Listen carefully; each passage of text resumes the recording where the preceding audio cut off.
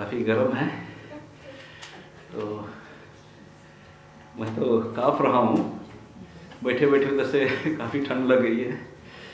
तो खैर परमेश्वर का धन्यवाद हो कि हम सब थोड़े हैं, लेकिन इस समय उनके परमेश्वर को धन्यवाद देने के निमित्त यहाँ हम उपस्थित हो सकते हैं। आइए हम छोटी सी दुआ करें। स्वामी बाप, धन्यवाद देते हैं समय के लिए और आज के सुंदर साबत दिन के लिए और इस संगति के लिए। इस समय हम जो कुछ आपके वचनों में से हम सुनेंगे सीखेंगे पिता, इस पर आपकी हम आशीष चाहते हैं, अगुवाई कीजिए।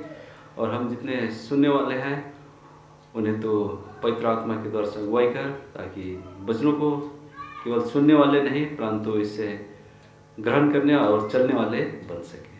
समय हमारे साथ हो, हमें तो अगुवाई कर। ये छोटी विनती मसीह के नाम से मांगते हैं, दया कर सुन और ग्रहण कर, आमीन। मैं धन्यवाद देना चाहूँगा विशेष केनी पापा चांद को सुंदर गाना के लिए, कि हम परमेश्वर को धन्यवाद दे रहे हैं और हम देते रहेंगे जब तक हमारा जीवन है। और हम परमेश्वर को कुछ दे सकते हैं, हम परमेश्वर का सिर्फ धन्यवाद कर सकते हैं, क्योंकि परमेश्वर धन्यवाद के योग्य है। धन्यवाद विशेष पसंद। और भी जैसे हमारे डिकन साहब ने कहे कि आगे भी हम उम्मीद करेंगे कि और भी गाइए, अच्छा स्वर गाए, अच्छा सुरीला है। और हम लोग सोचते खाली आप इंग्लिश बोल सकते हैं, लेकिन हिंदी भी अच्छा आपका स्वर है। धन्यवाद। आइए हम थोड़ी समय के लिए वचन की ओर जाएं। मैं ज़्यादा समय नहीं रखना चाहूँगा, क्योंकि हम इस अंतिम समय में हम वास कर रहे हैं और अंतिम समय में वास करने के कारण हमें सबसे पहले, जैसे गाना का बोल था कि हम प्रभु को धन्यवाद देते हैं और हम देते रहेंगे। इस तरह से प्रभु को जो हम उन्हें अपना उद्धारकर्ता, अपना मुक्तिदाता, पालनहार, हम तारनहार जब मानते हैं, तो सबसे पहले हमें चाहिए कि मसीह होने के नाते हम अपने जीवन को क्या करें, प्रभु के हाथ में अपने जीवन को क्या करें, समर्पण करें और प्रभु को हम अपने जीवन को दें, ताकि प्रभु हमारे जीवन के द्वारा से क्या करे, हमारे जीवन को ले इस्तेमाल करते हुए हमारे जीवन के द्वारा से प्रभु की महिमा हो सके। क्या ही, क्योंकि परमेश्वर वही परमेश्वर है जो हमें सामर्थ देता है, हमें बुद्धि देता है और ज्ञान देता है। इसलिए हमें चाहिए कि हम परमेश्वर को, अपने आप को हम समर्पण करें। आइए हम छोटी सी हम वचन तैयार किया हूँ, मैं शीर्षक नहीं दिया हूँ, हम शीर्षक ले लेंगे बोलते बोलते। आइए हम पढ़ेंगे मार्कुस की किताब, उसका 12 अध्याय, उसका 30। मार्कुस 12 का 30। किसी को मिल गया है पढ़ दीजिए। मार्कुस 12 का 30।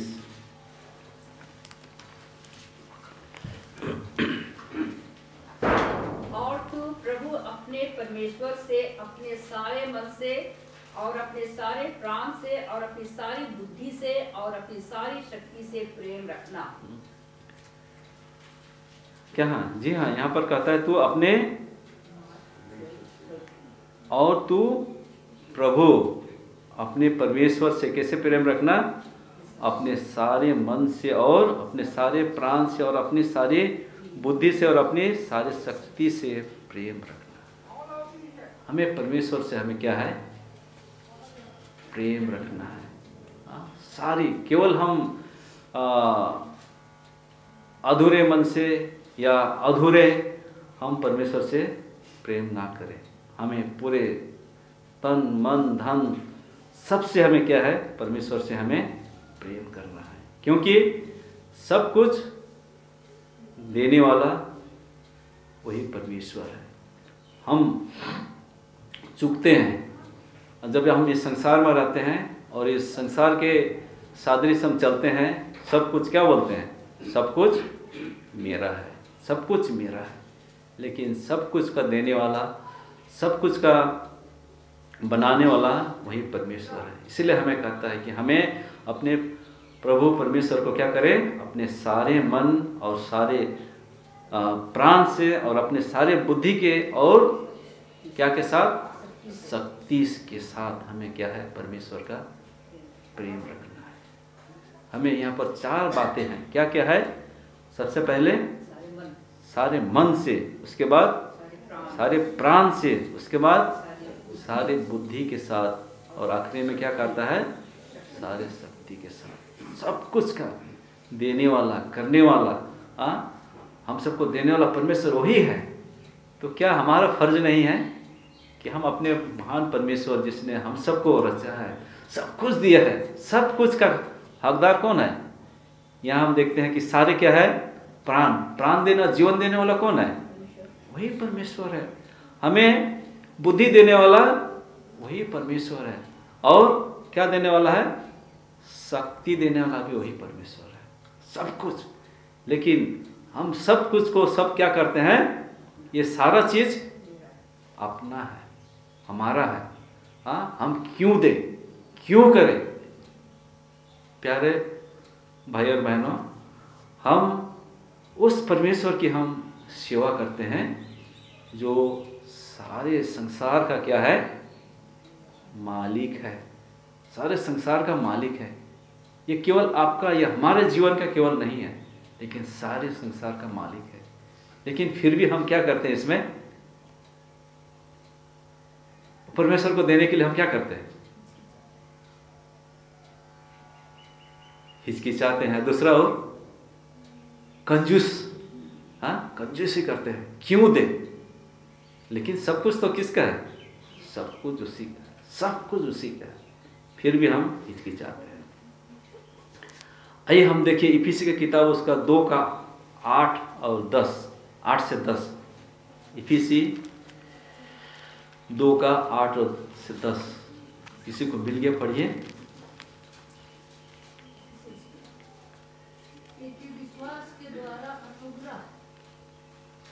हाँ, क्योंकि विश्वास के द्वारा, हाँ, से तुम्हारा उद्धार हुआ है, और यह तुम्हारी ओर से नहीं वरन परमेश्वर का दान है। हाँ, हमें यहाँ साफ साफ लिखता है क्या है? विश्वासी के द्वारा से तुम्हारा क्या हुआ है? विश्वास। और क्योंकि विश्वास के द्वारा अनुग्रह ही से तुम्हारा उद्धार हुआ, और तुम्हारी ओर से नहीं वरना किसका है? परमेश्वर का दान है। ये हमें समझना चाहिए कि ये हम परमेश्वर में, यीशु मसीह में उद्धार पाए हैं, लेकिन हम परमेश्वर के द्वारा से क्या पाए हैं? दान पाए। ये हमारे लिए दान है। जैसे आज साबत स्कूल में पढ़ रहे थे कि हमारे लिए क्या है? वो तोहफा है। हाँ, एक उपहार है जिसको परमेश्वर ने दिया है। अब परमेश्वर हमें बार बार यही सिखाना चाहता है, बार बार यही बोलने चाहता है कि हम क्या बने? जैसे यीशु मसीह को परखा गया और सब कुछ उसमें क्या पाया गया? निष्कलंक पाया गया। इसलिए परमेश्वर हमें सिखाना चाहता है, यीशु मसीह हमें सिखाना चाहता है कि हम क्या बने? एक शब्द है,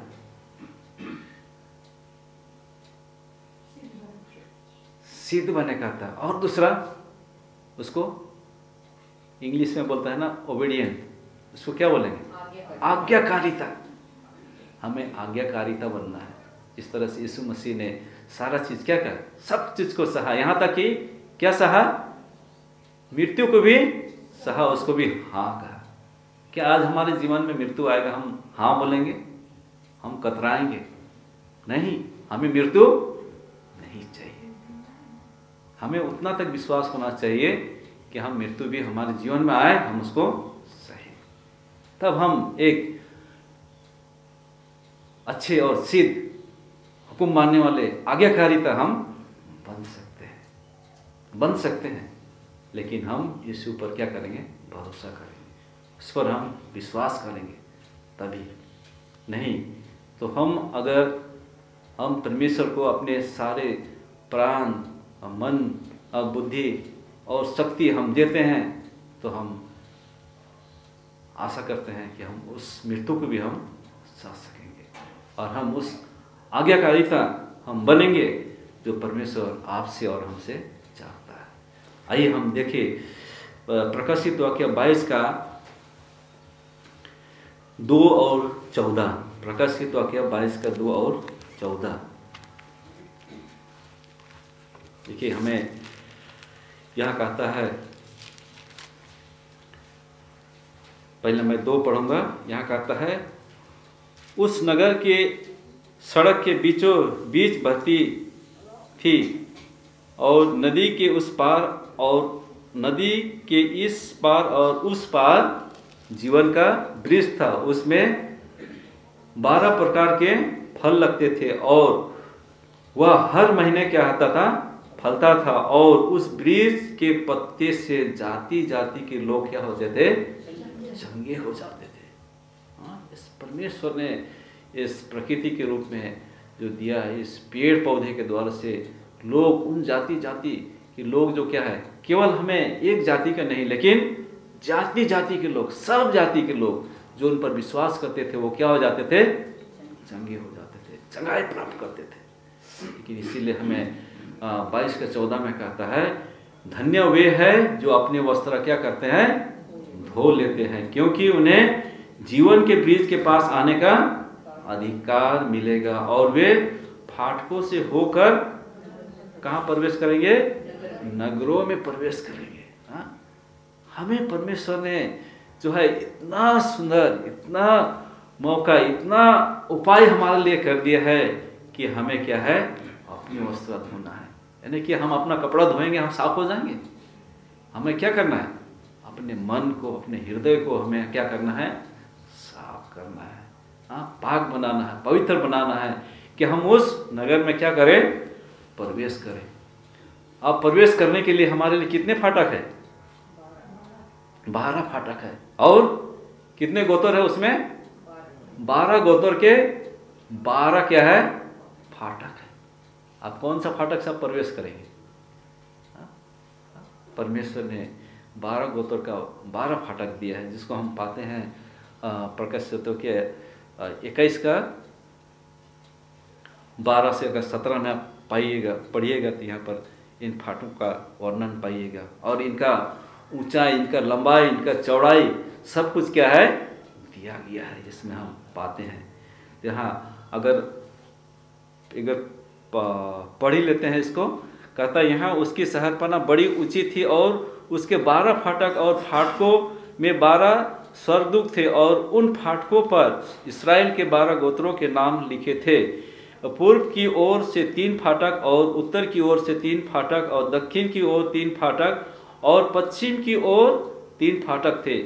और नगर की शहरपना के 12 नींव थे और उन पर मेमने के 12 प्रेरितों के 12 नाम लिखे थे। और जो मेरे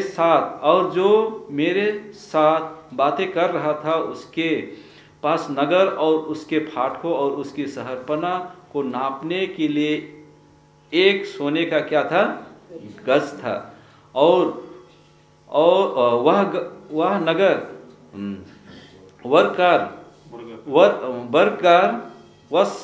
बसा हुआ था और उसकी लंबाई चौड़ाई के क्या था, लंबा चौड़ाई बराबर थी। और उसने उस गज के नगर को नापा तो 750 कोस का निकला। उसकी लंबाई और चौड़ाई और ऊंचाई क्या था, बराबर थी। और उसने उसके शहरपना को मनुष्य के अर्थात स्वर्गदूत के नाप से नापा तो कितना निकला, 144 हाथ निकली। और उसकी शहरपना अब देखते हैं कि 144 हाथ क्या है, उनकी माप निकली। और उनका जो बनावटी था कैसा था, वो शुद्ध एकदम सोने का था। शुद्ध सोने का था, शुद्ध सोने से बना हुआ था। तो अब ये जैसे हम लोग गाना भी गाते हैं ना, सादरी में हम लोग के लिए गाना एक है, स्वर्ग राइज हमार लेकिन कैसन सुंदर, कैसे सिंगारा है, सोना सा सिंगारा और रूपा से छपा रहा है। सही में हमारे लिए जो है ये स्वर्गराज जो है क्या है, सोना से सिंगारा रूपा से झपारा ला। और वहाँ पर क्या क्या नहीं है? हाँ, वहाँ पर पाप नहीं है और क्या है? धर्म है। हाँ, भूख नहीं है, प्यास नहीं है ना?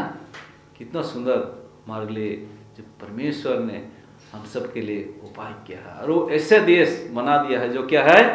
सोना से सिंगारा है और रूपा से हमारे लिए छपा रहा है। क्या है? परमेश्वर जो है हम सब के लिए एक उस वास्तव जो आपके लिए हमारे लिए तैयार किया गया है। लेकिन उससे पहले कि हम उस राज में हम प्रवेश करें, हमें क्या करना चाहिए? धन्य है वे जो अपने वस्त्र क्या करते हैं? धो लेते हैं, क्योंकि उन्हें जीवन के वृक्ष के पास जाने का क्या मिलेगा? अधिकार मिलेगा। परमेश्वर सबको अधिकार दे रहा है, सबको। लेकिन हम अपने मन को, अपने हृदय को हम क्या करें? पाक और पवित्र करें। जब भी होगा जब हम अपने जीवन को हम क्या करें? परमेश्वर के हाथ में समर्पित करें, समर्पण करें। जब तक हम समर्पण नहीं करेंगे, हम उस फाटक में, उस राज में हम प्रवेश नहीं कर पाएंगे, क्योंकि उस राज्य बहुत ही पाक और पवित्र है, क्योंकि वे सोने से बना हुआ है और वे शुद्ध सोने। अगर हम शुद्ध सोना को अगर पाने जाते हैं तो सोनार क्या करता है? शुद्ध सोना को खाली ऐसे सोनार निकाल के लाता खान से और उसको बना देता है। उसको क्या करता है? आग में उसको माने उसको भट्टा में जलाता है और उसको शुद्ध करता है। इसी तरह से हम भी अपने जीवन को, अपने मन को, अपने हृदय को हम क्या करें? शुद्ध और पवित्र करें। जब हम शुद्ध और पवित्र होंगे तो हमारे कलीसिया भी हमें क्या रहेगा? अच्छा रहेगा। हाँ, हमारा कलीसिया भी बढ़िया रहेगा। आइए हम देखें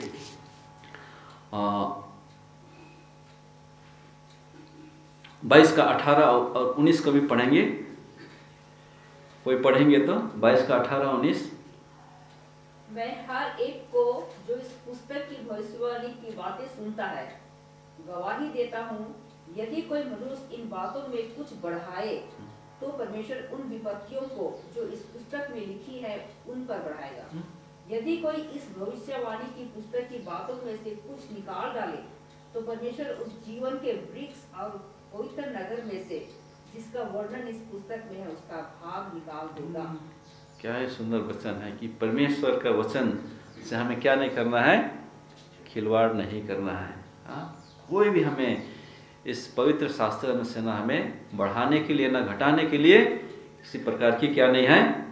अनुमति हमें नहीं देती है। अगर हम कर भी ले तो हमें कहता है जो परमेश्वर का वो जीवन के वृक्ष और पवित्र नगर में से उसका क्या करेगा? वर्णन है इस पुस्तक में है, उसका क्या कर देगा? वो भाग निकाल देगा, एकदम भाग निकाल देगा परमेश्वर।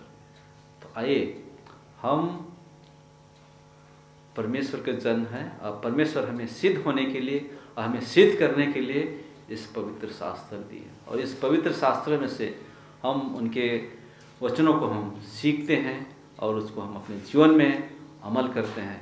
तो केवल अमल करने नहीं, परंतु हम चलने वाले भी बने, ताकि परमेश्वर जो भाग आपके लिए हमारे लिए रखा है उस भाग का हम भागीदार हो सके। लेकिन हम भागीदार होने से पहले हमें शैतान क्या करता है? हर प्रकार की क्या करता है? बाधा हमारे जीवन में क्या करता है? लाता है। मत्ती की किताब उसका 4 में हम क्या पाते हैं? शैतान ने किसको नहीं छोड़ा? प्रभु यीशु मसीह को भी नहीं छोड़ा। उन्हें भी जो है गलती करने के लिए उन्होंने सबसे पहले क्या किया? उसको उत्साहिया। और क्या क्या? पहला गलती कराने के लिए हम भी चूक जाते हैं आजकल खाना में, और उसको खाने के लिए, क्योंकि 40 दिन उपवास करने के बाद उन्हें क्या भूख भी लगी थी, है ना? तो इसी तरह से जो है उन्हें कहा कि 3 को मैं पढ़ना चाहता हूँ। तब परखने वाले ने पास आकर उससे कहा, यदि तू परमेश्वर का पुत्र है तो कह दे कि ये पत्थर क्या बने? रोटी बन जाए। और यीशु ने उत्तर दिया, लिखा है मनुष्य केवल रोटी परमेश्वर के मुंह से निकलता है क्या रहेगा? जीवित रहेगा। क्या ही सुंदर वचन परमेश्वर ने हम सबके लिए दिया है। हाँ, हम केवल रोटी से केवल नहीं, परंतु परमेश्वर का हर एक वचन जो उनके मुंह से निकलता है, हम क्या रहेंगे? जीवित रहेंगे। अगर हम परमेश्वर पर विश्वास करते हैं और हम चलते हैं तो हम जो है शैतान से हम मुकाबला कर सकते हैं और शैतान के सामने हम नहीं हारेंगे, हम जीतेंगे। लेकिन हमें उस परमेश्वर को स्थान देना, उस परमेश्वर को दर्जा देना है जो आपके लिए जो एक उद्धार का मार्ग खोला है।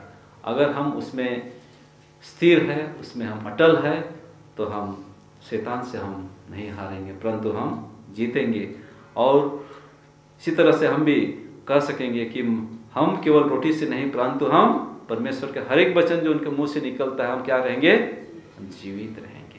क्योंकि परमेश्वर का वचन प्रबल है और सामर्थ्य है। वो बड़े से बड़े पहाड़ को, बड़े से बड़े तूफान को, बड़े से बड़े आंधी को क्या कर सकते हैं? रोक सकते हैं। सिर्फ हमें उनके पास आना है। आइए हम परमेश्वर के पास जाए और परमेश्वर का हम शरण ले, तो परमेश्वर हमें वो सारे आंधी, तूफान, संकट, विपद सबसे क्या करेंगे? हमें पार लगाएंगे। क्योंकि परमेश्वर महान परमेश्वर है। परमेश्वर हम सबको आज की इस छोटी से वचन में हम सबको क्या आशीष दे। आमीन। आज के संदेश के लिए पास्टर साहब को धन्यवाद करते हैं इस सुंदर वचन के लिए कि हम अपने परमेश्वर का तन, मन, धन, शक्ति, बुद्धि के साथ उसकी उपासना करें और उसमें बंधे रहें। सभा को अंत करते हुए हम गीत गाएंगे, गीत नंबर 55। हे प्रभु आशीष की सोती मुझसे अपनी स्तुति कर। खोलना हो तो हम सब खड़े हो जाए। हे प्रभु आशीष के सोते मुझसे अपनी स्तुति करा। तेरी दया है अनुपम, दया थाई सर्वदा। तेरा प्रेम जो है निरंतर, रहता पुनः सिंह सदा। उसकी मुँह से है परमेश्वर प्रशंसा का गीत गवा। अपना जब तू है मसीहा, हुआ मेरा तारनहार। इससे भी मैं पहुँचूंगा सो के समुद्र के पार। हमें भूले बेड़ के साथ जिनको छोड़ विश्राम के बाद, यीशु खोजने और बचाने